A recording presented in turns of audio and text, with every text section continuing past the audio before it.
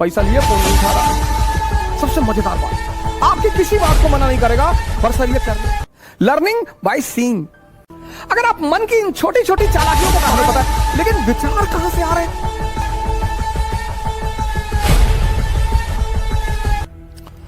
उसने कहा मुझे ज्ञान लेना है यार, मेरे पास सब कुछ है दुनिया का, मैं तब भी रोता रहता हूं, और तुम्हारे पास कुछ भी नहीं है, तुम नाचते रहते हो, मुझे यह कला सीखनी है। बोला सिखा देंगे, हमें कौन सी दिक्कत, सिखा देंगे। बोला कल आना, कल सुबह आओ 6 बजे, हसन बसरी।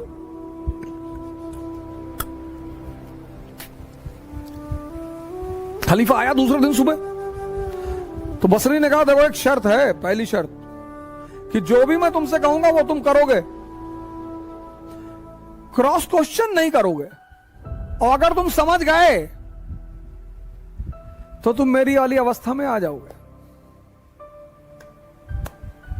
और उसने कहा ठीक है बताओ क्या करना है। तो खलीफा को ले गया एक कुएं पे, वहां एक बाल्टी रखी थी, बाल्टी का नीचे जो था बेस वो था ही नहीं।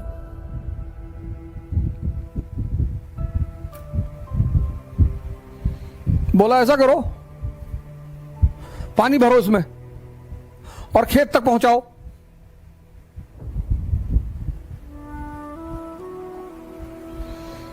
बसरी ने खलीफा से कहा कि ये जो बाल्टी है इसमें पानी भरो और खेत तक पहुंचाओ, नहर में डालो और खेत तक पानी पहुंचे।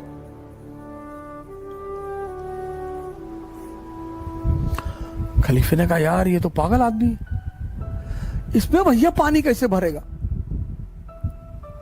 लेकिन अब चूंकि शर्त का मामला था तो खलीफा ने पानी भरना शुरू किया। वो बाल्टी ऊपर आए ही ना, सारा पानी नीचे ही निकल जाए।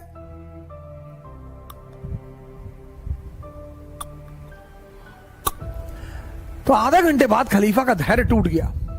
उसने कहा भैया माफ करो भैया, हमसे ना ये सब, ये बाल्टी भरेगी नहीं, पागलपन वाली बात कर रहे हो। बोले बेटा यही तो कह रहा हूं, तुम्हारा मन जो है इस बिन पेंदी के बाल्टी की तरह है, किसी एक स्त्री पर यह नहीं रुकता, किसी एक पुरुष पर यह नहीं रुकता।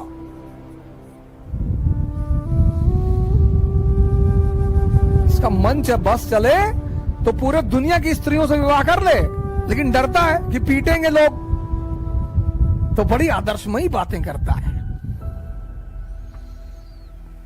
यार। दूसरे की स्त्री को नहीं देखना चाहिए, और खुद आंख फाड़ के देख रहे हैं।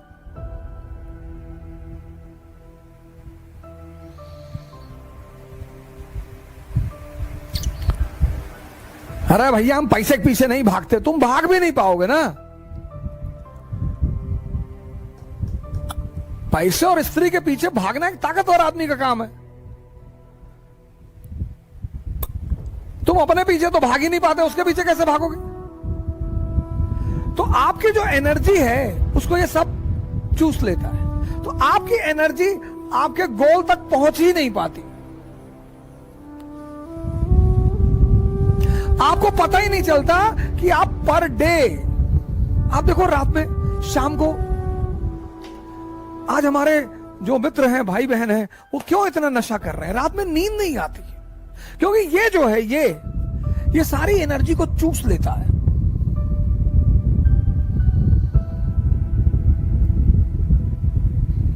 सारी उस एनर्जी को जहां जाना है वो पहुंचती ही नहीं। तो जब एनर्जी अपने गोल तक नहीं पहुंचती तो अचीवमेंट कुछ होगा ही नहीं।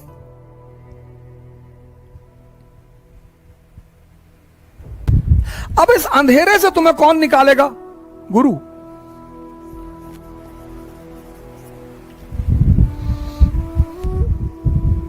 तो ये गुरु क्या करेगा? तुम्हें दीक्षा देगा, और दीक्षा देके तुम्हें कहेगा कि भैया, हां, आपने बोला हां, बोला भैया ध्यान करो।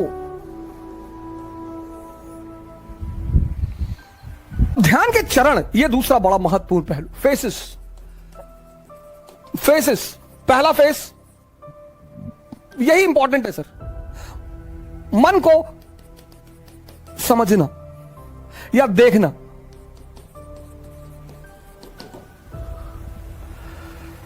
यह पहला बड़ा इंपॉर्टेंट फेस है कि आप देख लें।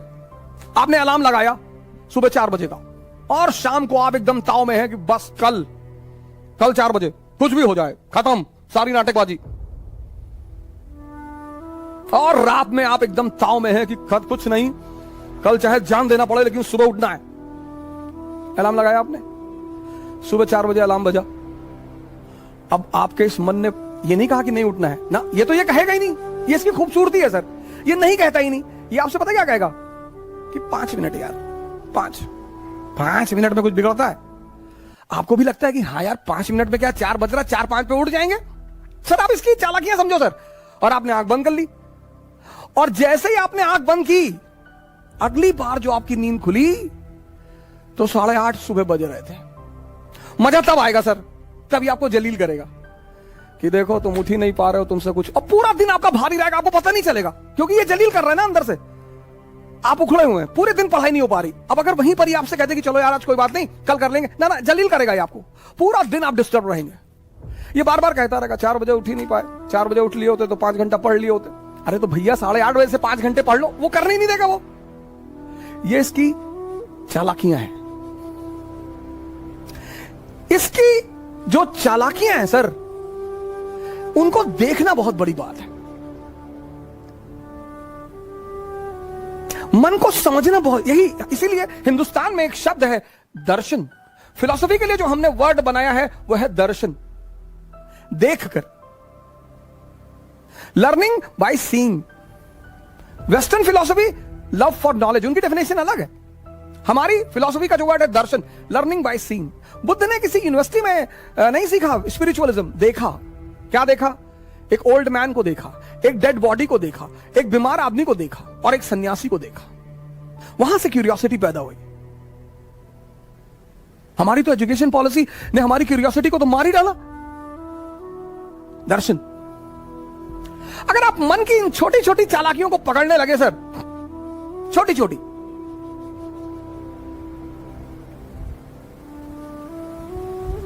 वो पहला चरण है सर, फर्स्ट फेज।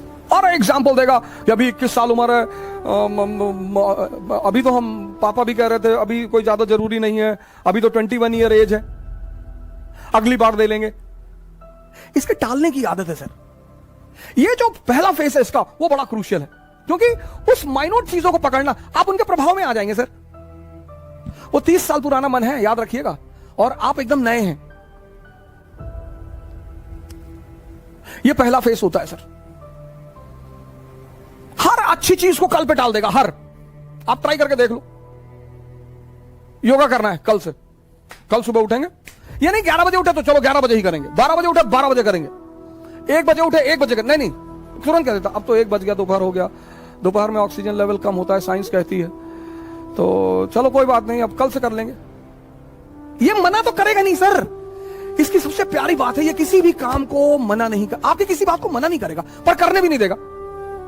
सबसे मजेदार बात, आपकी किसी बात को मना नहीं करेगा, पर सर ये करने नहीं देगा। यही इसकी ब्यूटी है सर। और वो जब आप पकड़ लेते हैं, बस पहले चरण आपका पूरा हो जाता है। जहां आपने उस बात को पकड़ा कि अरे यार ये तो 15 दिन से मुझे सुबह उठने ही नहीं दे रहा, और सर ये रिपीट करेगा। दूसरे दिन शाम को भी आप कहेंगे कि कल तो उठना ही है। हाँ कहेगा, बिल्कुल एकदम उठना है, और 3:50 पे उठना है। फिर सुबह वही नाटक कर देगा। ये पहला चरण है, बड़ा क्रूशियल चरण है, बड़ा प्यारा चरण है सर, इसकी चालाकियों को पकड़ना सर। अब दूसरा चरण बड़ा इंपॉर्टेंट फेस है सर। ये इंपॉर्टेंट है, ये और इंपॉर्टेंट है सर। ये फेस तो बहुत लोगों को तो समझ में नहीं आता, खुद ही से जान ही नहीं पाते लड़ाई किससे हो रही है। उस फ्रस्ट्रेशन को वो दूसरे के ऊपर उतारते हैं। सर इस दुनिया में हर आदमी अचीवमेंट चाहता है सर, आइडेंटिटी चाहता है हर आदमी,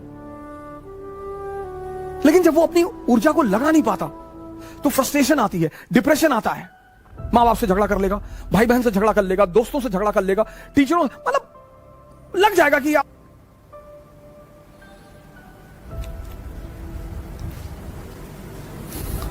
दूसरा फेस अब मन क्या है, कहां है, यह किसी को नहीं पता सर। जब आप आंख बंद करते हैं ना, थॉट आती है, कहां से यह किसी को नहीं पता सर। हमको लगता है यहीं कहीं से आ रही है, पर स्पेसिफिकली कहां से, जैसे लीवर से क्या निकल रहा है हमें पता है, किडनी से क्या हो रहा है हमें पता है, हार्ट से क्या हो रहा है हमें पता है, लेकिन विचार कहां से आ रहे हैं। अब आप कमरे में बैठे बैठे पढ़ रहे और विचार आ गया कि यार हवाई जहाज गिर गया बिल्डिंग पे, मर गए। अब आप बेचैन हो गए, बाहर निकल आए, बस आ गया थॉट, आ गया, आपको पता ही नहीं चला, थॉट आ गया। ये मन कहां है ये नहीं पता। तो जब पता ही नहीं कहां है तो उस पर वर्क कैसे करेंगे, ये बहुत बड़ा challenge. When you don't know what is mind and where is mind and from where thoughts are coming, how you will work on it. ये दूसरी बहुत बड़ी समस्या साधकों के सामने, पता ही नहीं विचार कहां से आ रहे हैं, बस आते हैं, बस आते हैं। और बहुत बड़ी बात, सब बहुत बड़ी बात, मन के कुछ अगर आप पहलू देखें माइंड के, एक तो पता नहीं विचार कहां से आते हैं, और विचार ऐसे आएंगे जैसे आपसे मैंने 1000 रुपए ले रखा है, आप मुझे फोन मिला रहे हैं, मैं नहीं उठा रहा हूं, तो ये विचार नहीं आएगा कि बेचारे का फोन खो गया होगा ना, विचार ये आएगा कि देखो पैसा लिए फोन नहीं उठा रहा है। विचार ये भी तो आ सकता है कि बेचारे का फोन खो गया होगा, कोई बात नहीं, 2 बार के बाद नहीं मिलाएंगे। और अगर ये आ जाए, दोनों विचार हैं, मैं आपका 1000 रुपए लिया हूं, आप मुझे फोन कर रहे हैं और मैं नहीं उठा रहा हूं, तो अब 2 विचार आ सकते, एक कि बेचारे का फोन खो गया होगा।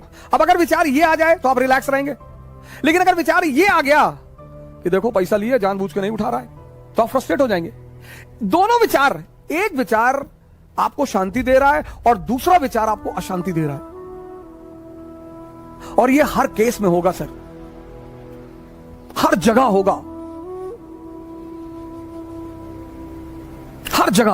हर जगह लाइफ के हर फेस में ये 2 विचार उठेंगे। अब आप अगर ध्यानी हैं तो आप पॉजिटिव विचार पकड़ेंगे, ये ध्यान का सबसे बड़ा रूल है सर।